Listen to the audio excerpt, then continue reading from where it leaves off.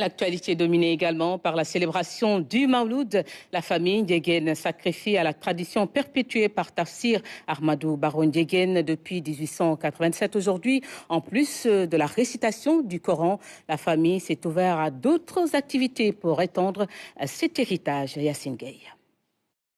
Initiée en 1887 par Tafsir Abdourahmane Baro Ndiéguène, cette commémoration du Mawlud reposait à l'origine sur la seule récitation du Saint-Coran.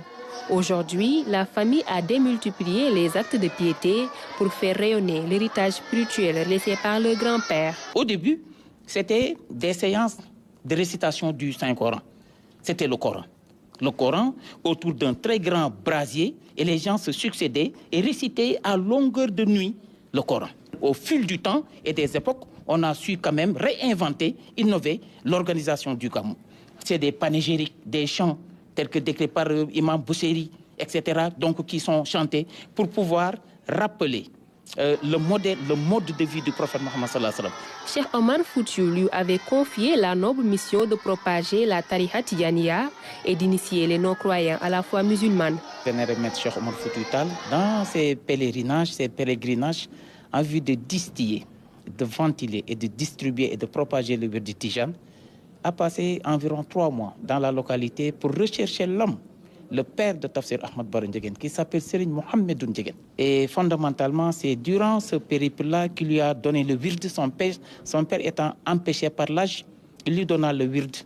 Il reçut du prophète Mohammed sallallahu alayhi wa sallam l'ordre de faire partie de ses meilleurs missionnaires, de ses plus illustres héros, en vue de venir à Thiès en tant que missionnaire de la religion de l'islam et de la voie tijane soufi de propager le wird.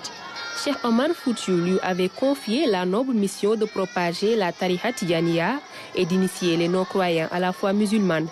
La mission de Tafsir Ahmadou Baro Ndiéguène n'était pas de tout repos.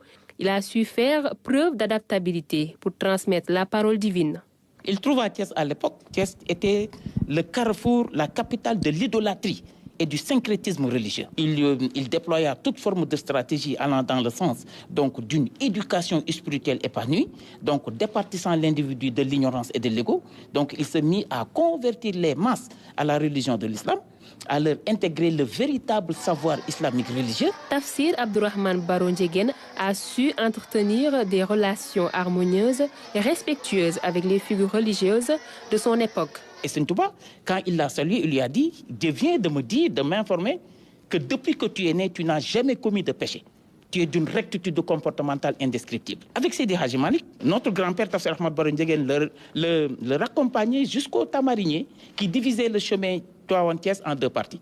L'un continuait son chemin pour retourner à Tivaouane, l'autre rentrait à Thiès. Et le vendredi là qui arrivait, c'était donc l'autre vice-versa, donc à tour de rôle qui se faisait cela. Tafsir Abdourahmane Baro Ndiéguène a laissé un héritage très riche. Le quartier Mam El Hadj en est un exemple. Il reçoit aujourd'hui des milliers de disciples venus de partout. Autre foyer religieux.